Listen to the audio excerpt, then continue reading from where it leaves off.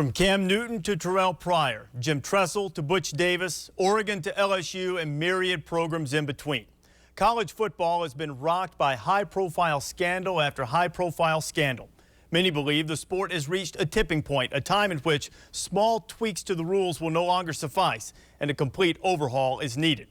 Hi, I'm Reese Davis. Coming up in a matter of moments, I will be joined by 11 of the most influential people in college football and intercollegiate athletics as we address some of the ills currently plaguing college football. Stipends, agents, recruiting violations, punishments, all up for discussion as we formulate college football's blueprint for change. Yesterday, I asked Coach Davis to step down as head coach effective immediately. According to the sources, Cecil Newton said that it would take, quote, more than a scholarship to bring the star junior college quarterback to the Mississippi State campus.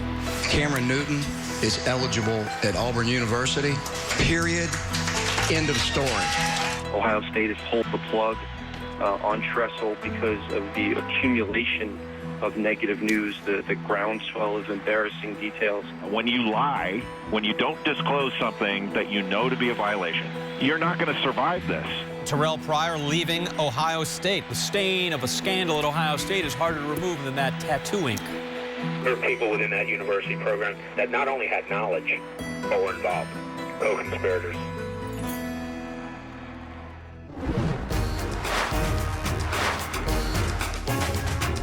To help us construct this blueprint, we've put together a blue ribbon panel, which includes ESPN college football analyst Kirk Herbstreit, Mark May, along with Robert Smith and Rod Gilmore. We've also invited prominent ESPN college basketball analyst Jay Billis to join us. Former coaches who've joined us recently, Urban Meyer, the former head coach of Florida, now an ESPN analyst, and former Oregon head coach and athletic director Mike Bellotti is also with us. Tennessee athletic director Joan Cronin is here, and former Big East commissioner Mike Tranghese as well. We also have two of the most influential college football coaches in the game today, Alabama head coach Nick Saban and Oklahoma head coach Bob Stoops. But guys, perhaps one of the beneficial things that's come out of the month after month's worth of scandals that we've seen in college football is that there has been some meaningful discussion about how to affect some change that could be good for the sport in the long term. And one of the things that continually comes to the front is the idea of pay for play. Mike Tranghese, why is the scholarship, in your estimation, if it's not sufficient compensation for student athletes? Well, it's what it costs people to go to school. In other areas, they're providing what we refer to as cost of attendance. So why not provide this cost of attendance to our student athletes? The cost of attendance varies from institution to institution. It probably would be an additional $3,000. It would allow the student athlete to pay for a variety of things and perhaps put some money in his pocket so he could do normal things that students want to do as being part of a campus environment. I'm very much for cost of attendance, but I think we have to tweak it a little bit because we're all looking for a level playing field. If the cost of attendance is Tennessee is $4,000 and cost of attendance at X university is $6,000, putting $6,000 in a kid's hand versus $4,000 means a lot when you're 18 to 22. The Pell Grants now run about $5,500 a year for those who qualify for it. And what impact do you think it would have, Nick, on other programs if the programs couldn't afford to provide full cost of attendance and the only thing they could offer was Pell Grant and another one would be able to offer full cost of attendance? Well, I think we have some of that now. We have Division III where they don't give scholarships. You know, we have Division II where they give less scholarships. You know, we have sports where they use Pell Grant to make full scholarships for guys, so they use that actually not to support their education, but actually pay their tuition. So, you know, I think we have some of that now, and I think maybe it would cause another separation of, you know, schools that can afford to do it versus those that don't, but I still think it's fair to the player to be able to, the cost of attendance is a simple way to do it. Jay, when you look at this issue, I know you're a basketball guy, but you're very interested in the inner workings of intercollegiate athletics. Scholarship, Pell Grants, cost of attendance, is that fair compensation for what a student athlete gets now? Well, first of all, you're using the word compensation. So if we're saying that the players are being paid by virtue of having a scholarship, whether it's cost of attendance or just room, board, tuition, books, now we're just getting into how much. You know, so the players are being paid, depending on how you look at it. We've got regular, quote-unquote, regular students that are on scholarship that work in student government that make $10,000 a year at some institutions. So the universities can pay people, they can pay people, the student newspaper get paid. So universities can pay students. We've chosen not to pay athletes and restrict what they can get. I've advocated for a number of years now an Olympic model where I think athletes should be allowed to have agents. When you restrict athletes from having agents, what you do is make it open field running for the unethical ones, and the ethical agents are on the sidelines.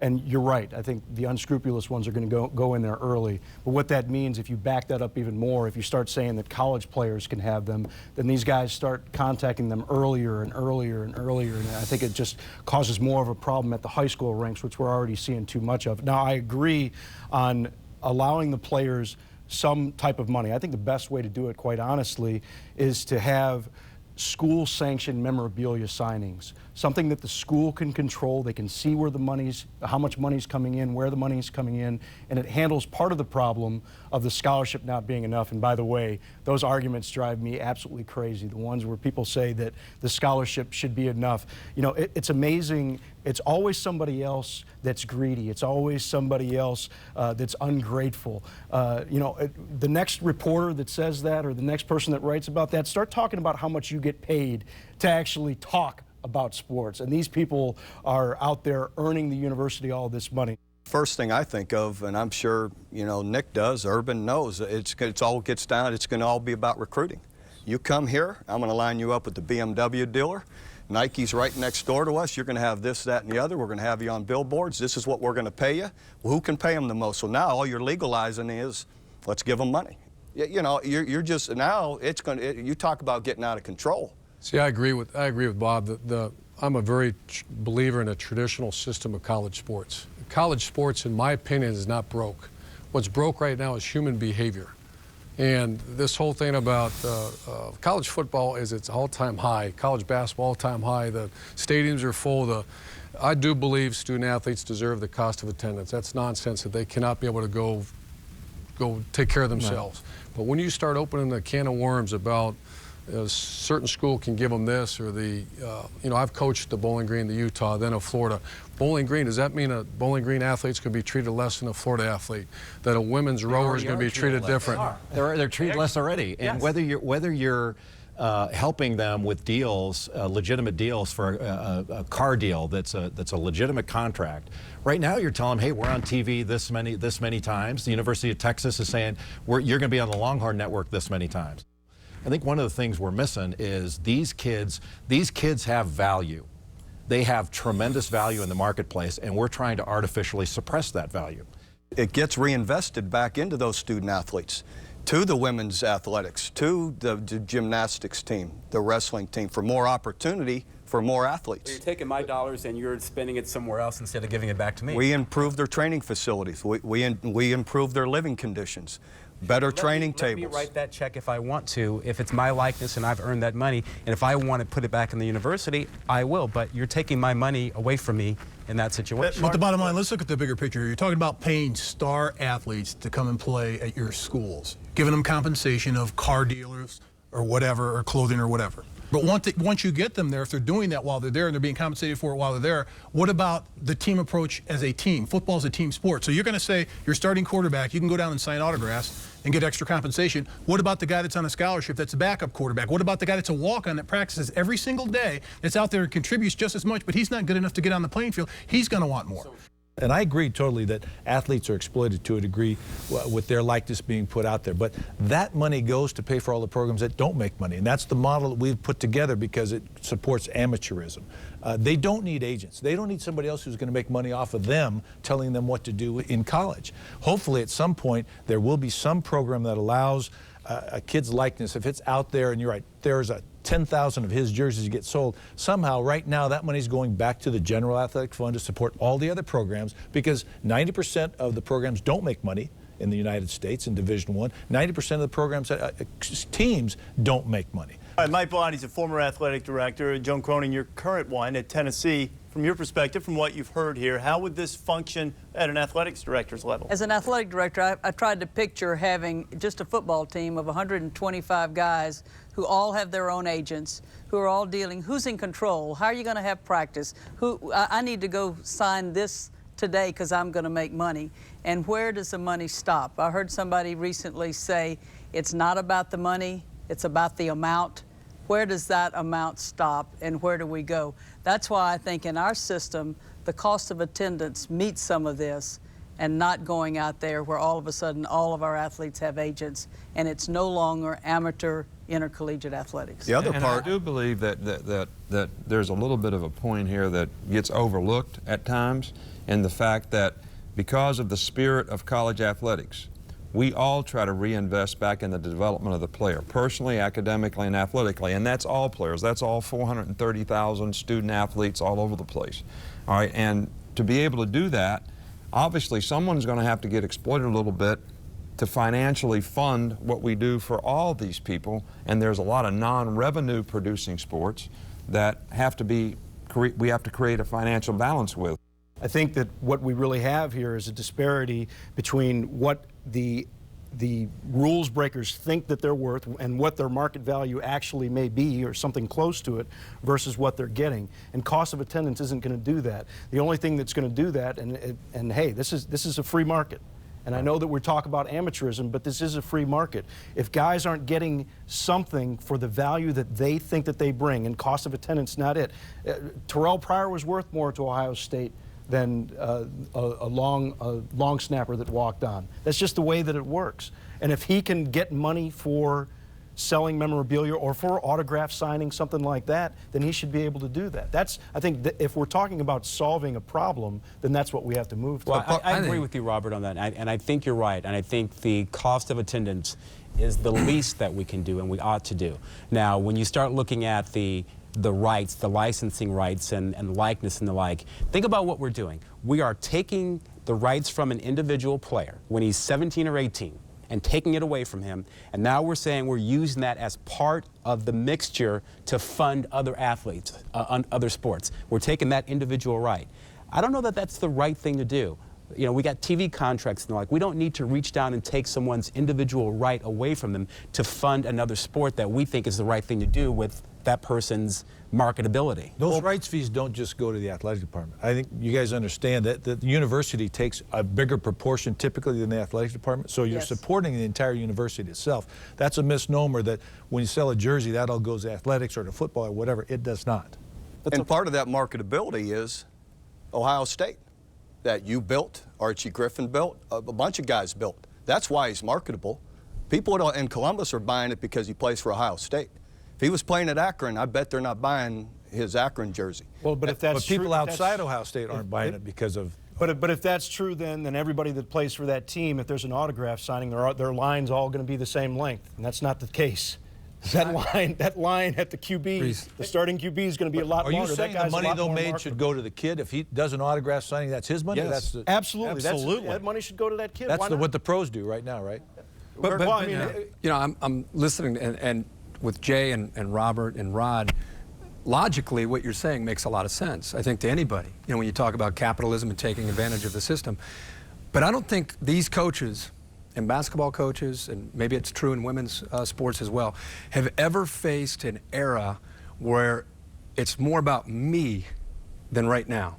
It's all about me, and it's about my dad or my uncle or my street agent. It's about me, and it's all about getting yours, getting money. And what you're advocating would make it so much more difficult for Bob Stoops at Oklahoma or Nick Saban at Alabama or any coach to try to control. You talk about a team concept.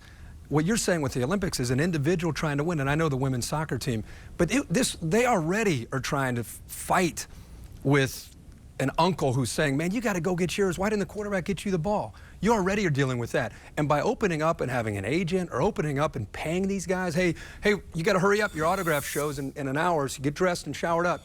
What would that do to the rest of your locker room? So while I understand the logic of, hey, if you can make it, go get it, that would destroy college athletics. Well, this is destroy it. This is the thing, though, Herbie. Like, their job may be more difficult. I understand that.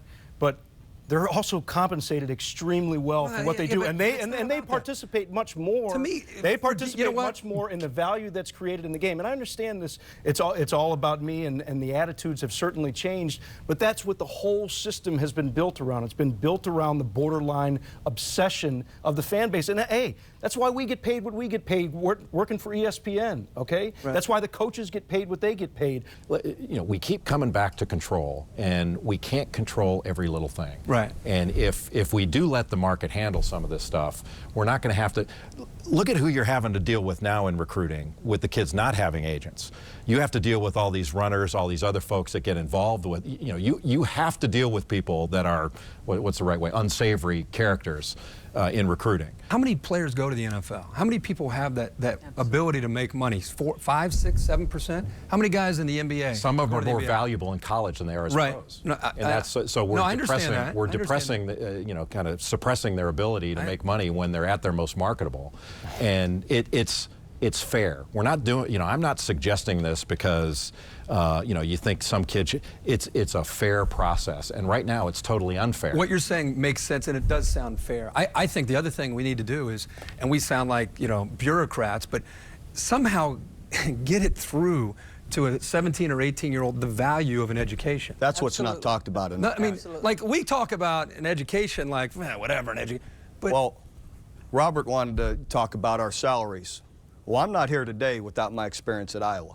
I didn't always make this money. I was a blue-collar kid from a steel mill town. So that experience at Iowa gave me this opportunity. But no one talks about what the value of an education is. And these are all great universities, and probably half our players, maybe more, probably more, wouldn't get into our institutions without the opportunity. Mike Trangisi, let me ask you this. We've talked about the value of the education. What impact does it have on your thinking that 25 years ago, when the television revenue wasn't nearly what it is now, that they still got that value of an education? What impact does that have on your thinking about what the players deserve? Well, you know, I'm listening to this conversation. Philosophically, I listen to Rod and what Robert has said and what Jay has said, and I don't disagree with you, but the devil's in the details. And I think once you get into the details, I think it's going to have incredible ramifications. I think it's a topic that has to be studied and analyzed, because I don't want anything that's going to be disruptive to, quote, what the game of football is about. I mean, I go back to what Urban says. I mean, the biggest problem we have in college football is not the fact that we're not providing cost of attendance, and I think we should. It's about, it's behavioral. This is an unbelievable sport that contributes so much, and we help so many kids, but we're sitting here talking about money. We're not here talking about all the kids. I'll tell you the people who've benefited by playing football in college. Urban, Bob, Mike. We don't talk about any of the good anymore. We ought to talk about this, but I think the devil's in the details. I really do, Reese, and I think it's complex. And, you know, here's the problem. Urban and Nick are in the same league. They're competitive. It's hard to bring people who are competing together to agree on things. It's very difficult. That's part of the complexity of college athletics. We really have no one in charge, by the way. Anybody who thinks the NCAA is in charge has got their head in the sand. No one is in charge. You force kids to be pros because we don't want to give them anything. We want to keep complete control. You're taking them away from their peers and away from their class and away from a chance to compete and go to school at the same time, be a student athlete, and God forbid they made a couple bucks too, like a music student could, who's on a full music scholarship, can cut a record, can play at Carnegie Hall, can be on TV, can be in a movie, whatever they want. Regular students get paid all the time, and we don't think that affects their education. We don't think they're not giving back to dear old university. It's not a problem. It's only a problem with athletes because we can't control it, and maybe they're recruiting. As if Bowling Green has a legit shot against Oklahoma and Florida and Alabama. They don't. You guys aren't recruiting against Bowling Green. I will say this, Jay, that I really disagree, but I'll tell you what, man, you're a hell of a lawyer. I'm like Mike, I don't have any idea how this could ever happen, but it makes you think about it. And I think what Jay is saying, and the model that I've talked about as well, is, you know, you can have that situation where you give the full cost of attendance, you get out of the way of the student athlete, and if he has marketability, The market will determine that. And you don't have to be involved with it and say, well, we're going to give you this or give you that. The market will set that, and you will know that, and he will be able to complain or not to his agent or his parents that Nike didn't sign him or whatever. And if the guy makes a certain amount of money, let's say he. You are crazy. Let's say that I think. Let's say you just give up your football scholarship. You have a deal, and your deal says you're going to get $1 million. So you give up your football scholarship. Yeah, but what you all are talking about, you all are talking about college athletics like it's a business, and that was brought up. There's a difference between being revenue producing and being a business. There is nobody taking profits from what we make at Alabama or any of these schools here and putting it in a it's not a business. This is not a business. It's revenue producing. That's all reinvested back in the university and the athletic department and the program. Nobody's really making money. I mean, we get paid salaries. All right, but do you? Yes. Yeah, I say. Yeah. Well, that's what I'm saying. But I'm not in a business. So it's allowed. I'm not in a business that tells a certain segment of the business you can't have anything, and you're corrupted unless we corrupt you. You know, because basically that's what the NCAA says to a high school kid is if you take anything, you are corrupted. Now we get to give it to you. We can corrupt you, but if anybody else does it, then that's wrong. Put yourself in the shoes of the coaches. You're head coach at Duke. And what you're saying is happening. You would actually enjoy that? You would enjoy your players having agents? I mean, who would you even go to talk to them? And would you have to set up an appointment? Think about the dirty agents and the people that you're referencing and saying they're already out there now. What's the difference? But maybe we should put the NCAA in a position to be able to have more equipment to be able to police currently the way the system is with AAU coaches and 7-on-7 in football. They can't keep up now. Can you imagine if you do that down the road? So what I'm saying is if you did what you're saying, how would these guys survive? Wouldn't there be an advantage for the Alabamas more so than even now? Duke and basketball. I think there's an argument. Whoever's paying the most is going to go. I think there's an argument that you could manage it even better. And so you would be cool with that as a coach? I think it would be I think there are aspects that would be easier to deal with. And just for example, like, we all have agents. All of us. Every one of us in here has an agent. Now, I don't know, do any of your agents pay you? You pay your agent. You pay your agent for a service. And you have a contract with that agent. So if an unscrupulous agent comes to you and says, hey, Kirk, I'd like you to come with me. I'll do this, this, and this. Your agent has a legal remedy against that agent for interfering with your contractual relationship. When you say that you think that kids ought to be able to have agents, are you talking about that Nick Saban, Bob Stoops, Urban Meyer, when he was a coach, that he should have to go and deal with the agent when he's recruiting, that kid should be able to have an agent and he should deal with him? Or are you speaking strictly in terms of marketing agent once they're already a college athlete? Whenever a kid signs with an agent, to me, that has no bearing on anything. Now, who you talk to when you're recruiting, you talk to whoever can help you with the kid. If it's a parent, a guardian, a coach, a friend, you're going to have to deal with in the living room of that kid whoever that kid is relying upon. So if it happens to be an agent, that's the way it is. But an agent's going to cut the best deal. Theoretically, right now, coaches don't talk about how much I'm going to have to pay you and your agent and your kid, and how many boosters will have to line up to buy his autograph or buy his things. When I was recruited, when you guys were recruited, the only thing they said is, we're going to give you an education, an opportunity for an education. We're going to give you an opportunity to play football. We're going to give you an opportunity if you're good enough, you can play in the NFL if you're ever good enough to do that. But all this other stuff that's on the side, the game has changed so much over the years. Maybe I'm just old-fashioned and I'm naive about this. But the game is going down the drain if we go that route. Because there's no way in the world that you can't tell a kid that he's not going to be bought by a runner or an agent, and it's going to be worse. He can be bought now. Bad. He can be bought now, but at least now there's consequences to pay if you get caught. In your system, there's none. First of all, if these kids don't make any money, what agent is going to want to sign them? Right. And I don't think practically it would work very well. We're forgetting that we're an enterprise within a college university, and we're not a professional. A lot of strong opinions, no unanimous ones as expected. Full cost of attendance seems to be the thing that we can reach some type of consensus on, meaning allowing money for travel and lifestyle needs and so forth while on campus. Coming up next, we offer some suggestions to improve the current situation in college football. How many great football players take things from agents. How many great football players get induced? I asked these two kids. He said, Coach, it's everywhere.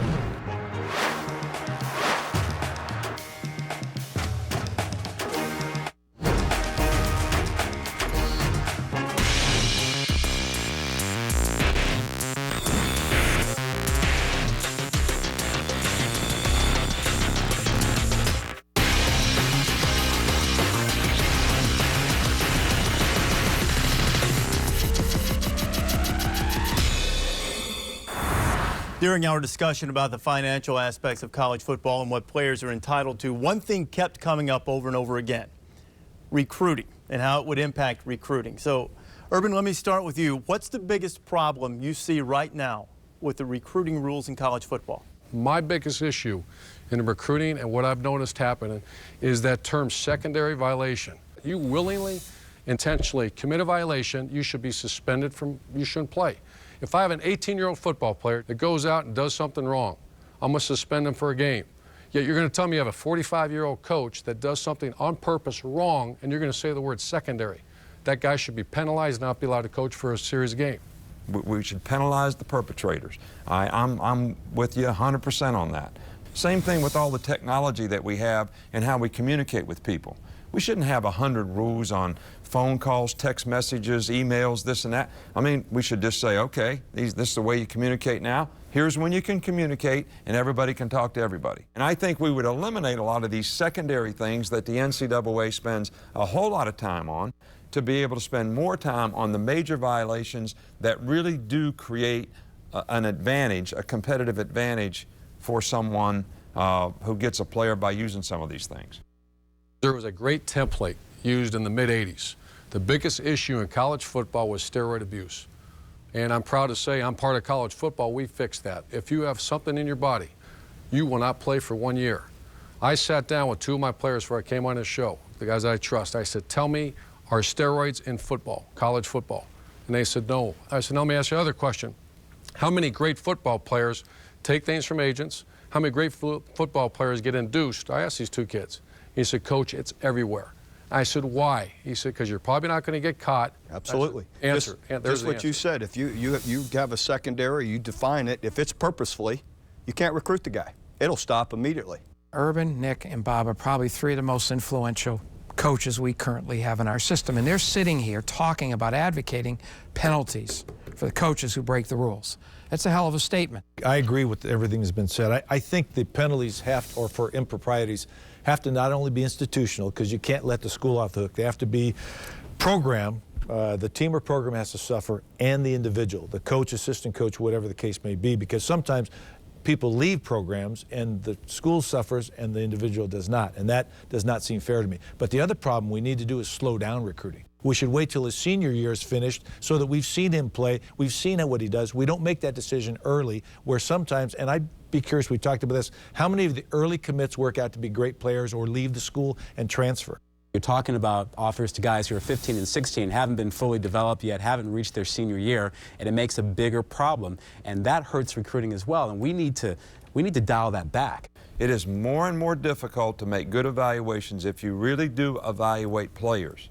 And you got to try to make that decision when a guy's a sophomore? Jay, when you look at this, how much access should coaches be allowed to potential recruits during periods like Nick's talking about? The rule book needs to be pared down to what's important and let's let go of what's not. I think the rules assume that or suggest that our coaches are bad influences. I don't agree with that. I think our coaches are good influences. I don't think they need to be kept away from kids. And we've also got to fix our enforcement system, where we've got the NCAA, the members cannot be rules maker, investigator, prosecutor, judge, and jury. We can't have that. We've got to have an independent body that makes those decisions. The book is this thick because of us, because of excessive abuses. I think we need to go through and look at what rules do we need to have, what are the simple ones, what's going to help protect the student athlete, make those rules, and I completely agree with Urban. The people who intentionally break rules need to have stiff penalties. This all makes sense about condensing the rule book, and it does make sense, and it should be. It should be simplified so people can understand it. And if you break the rules, of course, there should be major penalties. But it's not happening. The book is doing this as time goes on. That's the problem. And I'm for reducing it, don't get me wrong. I understand. But we have this misconception that a bunch of coaches don't know what the rules are. That isn't the case. This is what we do. The reason the rules are violated, when I hear that someone didn't know, I cringe. Now, if it's some trivial clerical error, no, that might be, that's called an incidental error. But when someone violates a rule for competitive advantage, there's not one. He's a professional. These guys get paid a lot of money to coach football, to recruit. They better know the rules. All right, we're calling this a blueprint for change, and if you're going to enforce rules with that firm a hand, we have to decide which rules are worth enforcing. What's the most important rule that's worth enforcing? Where would you start in recruiting rules, Kurt? We have all-star coaches that are basically street agents that are trying to go and talk to all these schools and, hey, what are you going to do for me kind of thing. I think really enforcing third parties and outside influences, priority number one currently for college football. Ask these guys. I absolutely agree, and I think to clarify the 7-on-7 deal is if the high school coach is doing it, sure, and they have their tournaments, that's great. They have great tournaments. But when you have to deal with people outside that are in it for their own probably personal benefit, some kind of way exploiting the young man, that's not a good thing. And that's one of the things that I think we really have to be careful about in football. I'm totally on board. I love dealing with parents, family, coaches. And to me, everything ought to be done through the high schools, through the high school coaches. And I know, as coaches, we have great relationship with high school coaches, and the last thing I want to do is not be talking to them about their athlete. When we had to do away with the combines, that really bothered me because I thought the combines run by some of the shoe companies were some of the greatest. They get 600 of the best athletes in one place, and you could go watch them, and it solved a lot of issues for recruiting. But we had to do away with it because the same thing, the street agents and people who are bringing them there or influencing those kids were negative.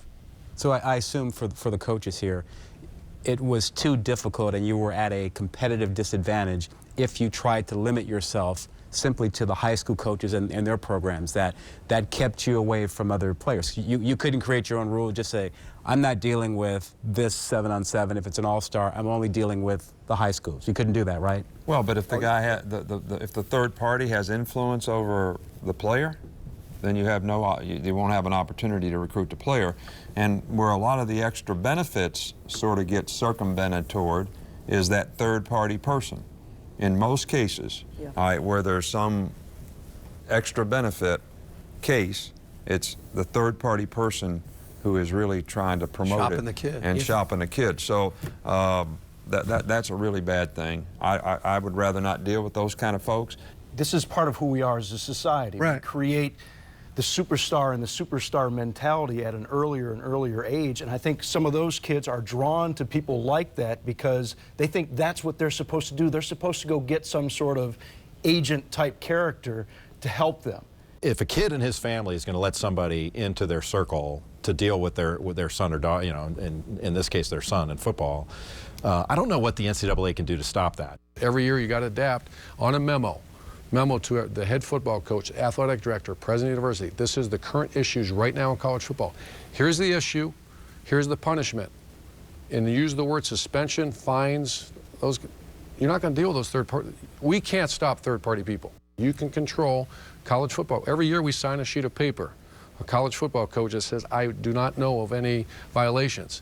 Now you sign that, and you have a failure, that's 1 year suspension. Why sign that unless it's clear what the punishment is for that? If college football doesn't get their hands around the 7-on-7, it pains me to say this, and Jay knows it. That's what we have in college basketball right now. The scholastic influence in college basketball has been minimized so much, it's frightening. You're not getting a top college basketball player to go to your institution unless you deal with, quote, what we refer to as the street agent. College basketball's problem is immense. If football doesn't get their hands around it, it's going to be just like it. Let's bring up this before we have to move on. The name Willie Lyles is like, I mean, it's synonymous with 2011 largely in college what we're football. talking about here without having named it. Yeah, and who knows how many 7-on-7 camps that he's involved with, but he does have a service that's supposed to provide help for student athletes to try to find a school that's going to work for them. What can be done to control the Willie Lyles of the world? Forget 7-on-7. When I was in school, if you were a 5-star recruit, you didn't need Willie Lyles to help you go to Oklahoma or Alabama or Florida or LSU. Why is Willie Lyles helping guys that run 4.3?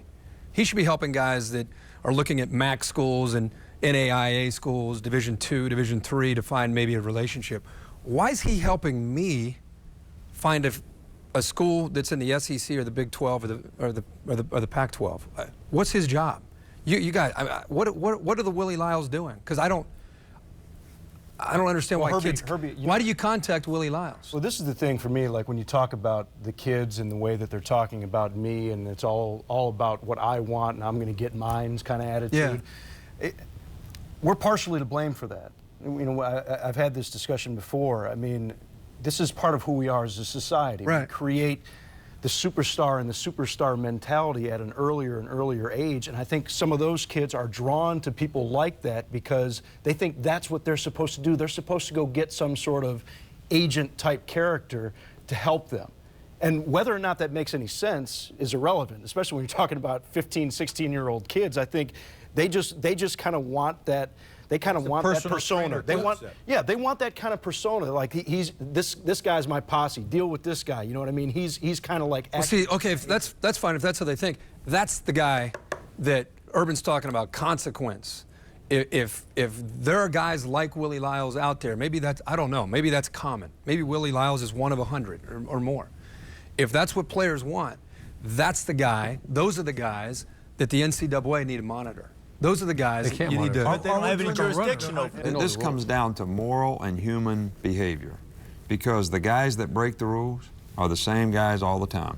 There's assistant coaches out there that have reputations for doing the wrong thing, and they're usually the guys that everybody's always chasing. So it still comes down to just having the moral conscience to do the right thing. And we all should have a responsibility and obligation to do that, because we are coaches, people do look up to us, and we need to set a good example for the young people. So, and that's fine. And what you just said, I'm going to relate to something else. There's a coach that just got released from university just recently, and we all know because he was a runner for an agent, and I won't mention his name. But his history, everyone knew about it, and no one did anything about it. That's what's so frustrating to me about the NCAA. If I know it and you know it, then they have to know it, but no one does anything about it. And you're talking about John Blake. Teams and schools continue to hire him, yes. Okay. They continue to hire the guy, and then something like this, it finally happens. But the schools still have the right to hire whoever they want. They definitely do. It's incumbent on them to hire. And so do the coaches hire them, but the coaches knew, and we all knew in this room, that he had a checkered past. You signing off on every hire just because the head football coach wants to hire an assistant, John Cronin? No. I think they have to pass certain standards, and there's certain ones that you wouldn't hire. The NC2A is an honor code organization. That's the way it was set up, and that's the way it's designed to work. It's not an enforcement organization because they lack certain powers that are necessary. So I agree totally with you. We have to revamp the rules to be enforceable, to put teeth into the penalty, and then, and again, it won't be as reactive, and we won't have this many pages. We may have this many, but we got to find a way to enforce it. Condense the rule book. Eliminate the gray areas, give coaches more access. That's right now our blueprint for change. Ahead, we will examine how college football should establish its national champion and what changes should be made.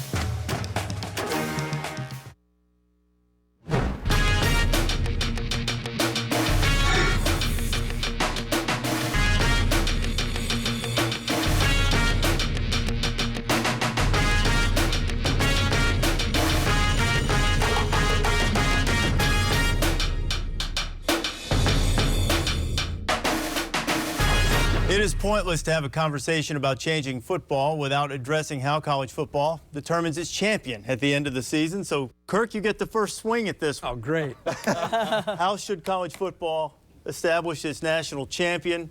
BCS, what changes would you make? I'm a little bit traditional when it comes to this. I like the regional tie-ins. I like that the Big Ten and the Pac-10, Pac-12 are still connected to the Rose Bowl. I'm a fan of the BCS. I like that all the teams are in one pool.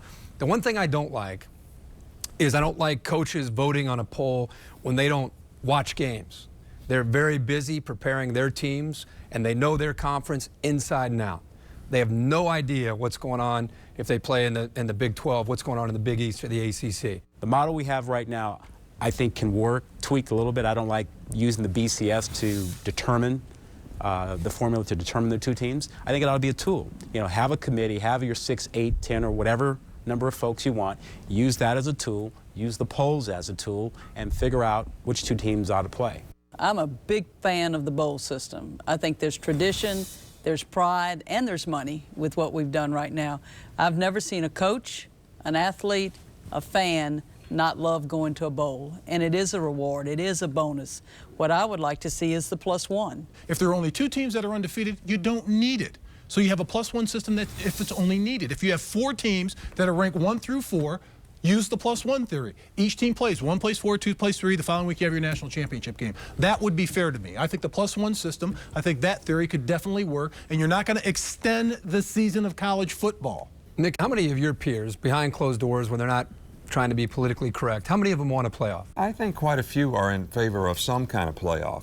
Like an 8-team or a 16-team? But I've heard more people who like this sort of +1, because I don't think the coaches are really in favor of extending the season and adding 3 or 4 more games for college football players. When I was at Utah, we went undefeated in '04, and I knew on any given day that team, if we're healthy, we could beat any team in America. And so I was a big proponent and kind of a vocal proponent of give us a shot. Just give us that one shot, like a Butler in basketball. Then I go to Florida, and it's completely different. By the time you get to that end of the season, you're on fumes. Your team is, you're barely holding that thing together. So when people vote on stuff like this, they're going to represent their conference and their school. You can say it or not. At the end of the day, if I'm the head coach of Utah, I want a playoff. It's ironic that I come here today because the year I served as the chair of the BCS was clearly the most controversial. It was the year that Nick and LSU beat Bob's team at Oklahoma, and Bob's team lost in the Big 12 championship game, and USC was #1 in both polls, and they weren't in the game. And I had to sit there and answer why USC wasn't there. There was no answer. I had no answer. You know, we tweaked the system and all. The public needs to understand that if they unravel the BCS, there isn't going to be a football playoff. It's going back to the old system. Sit and talk about an 18 football playoff and try to tell me how it's going to work. We have the SEC, and we have now we have the Pac-12 and the Big Ten and the SEC championship games on about December 10. Now we have exams. We can't play football period during exams. Now it's Christmas. Now we're going to jump into January. We can't play on the weekends because of the NFL. Now we're going to play during the week. People have jobs. People aren't traveling to the bowl games as much as they used to because we're now playing on Mondays and Tuesdays. I don't think the playoffs would generate more money. I think a +1 might generate as much money net because fans are not going to travel to 3 games. If your team wins, they got a preseason game and a postseason game. That's all they can budget for. The reality is, when you have the playoffs, there's only one winner. Everybody else goes home a loser. We don't just bring the students. We bring the managers. We bring our administration. We bring all the support staff that helps us through the year, and it's a treat for them. It's a bonus. It's a feel-good give back to you. You think a playoff is going to do that? You're going to show up the night before the game. You're going to play the game. Then you're going to get on a plane at 1 in the morning and go home. That's not a great experience for a kid. I think it sort of emphasizes the importance of the bowl system as it is to college football. I think that everybody here so far has agreed to that, and I certainly agree to that. But I think in every year where we have a controversy, and I think +1 in some form, and I'm not aware of all the different forms, would have solved each and every problem that we've ever had, like the example in 2003 when we played and Southern Cal got left out. Auburn got left out once undefeated. It's not about being undefeated. It's about sometimes there's just 3 good teams or maybe 4 good teams. Well, at least you would have a mechanism to have those teams play. But I would use the current bowl system with the current tradition that we have, and then some kind of way 1 plays 4, 2 plays 3, whatever, and then you have 1 more game. But I'd also be for that game, if we play another game, that some way that game benefits the student athletes. All right, that whatever money we make from that game, whatever that game is worth, some kind of way that goes back to benefit the student athletes. Jay, you and I had a conversation a few years ago in which I said to you, college football is the most significant regular season in sport, and then I uttered the phrase, because every week matters. And your response to me, I'll never forget it.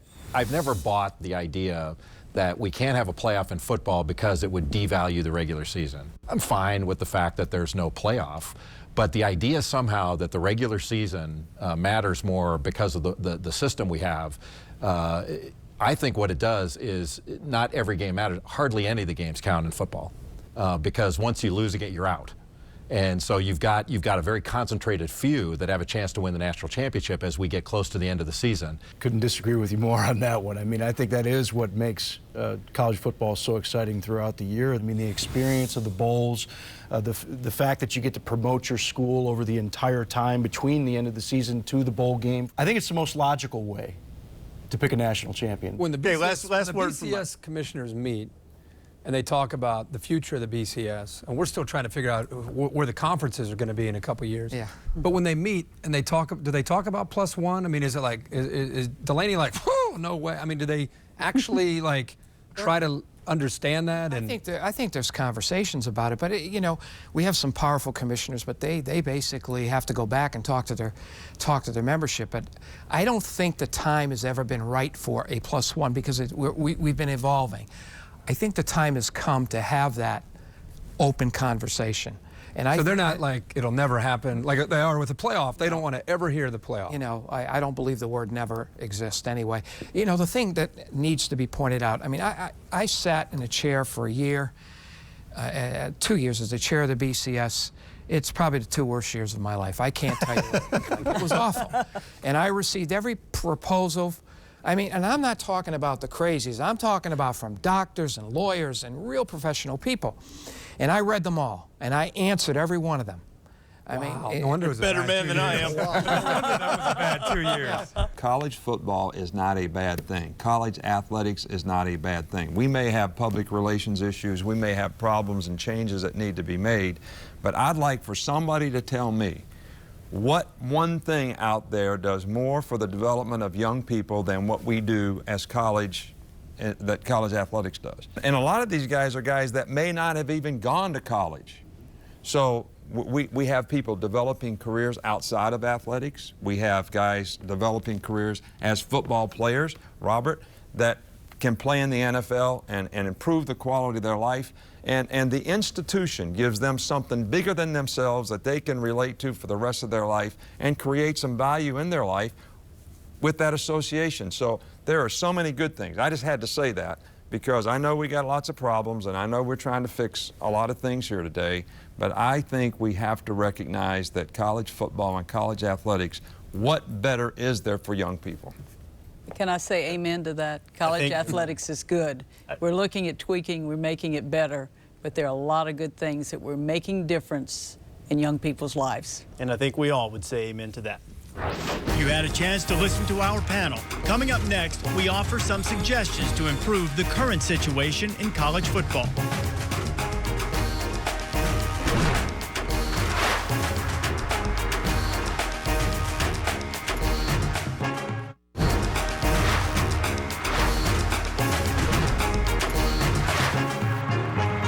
We've discussed and debated various proposals aimed at alleviating many of the problems currently facing college football.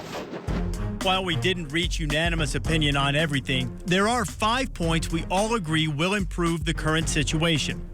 Give each student athlete a stipend that covers the true cost of attendance beyond room, board, and books. Each university establishes what the true cost of attendance is. Often, it's around $2,000 to $3,000 in difference. Strengthen the ability to investigate outside runners, 7-on-7 coaches as de facto player reps. Right now, the NCAA is limited in its investigative powers. Simplify the NCAA rulebooks with regard to recruiting. Entirely too much time is spent investigating things that really shouldn't be against the rules. Stronger punishment for rules violators that is enforced by an independent counsel.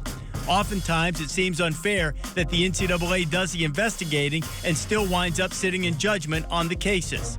Add a +1 national championship to the current bowl system. Certainly, it wouldn't solve every problem every year. Most years, it would certainly improve the situation.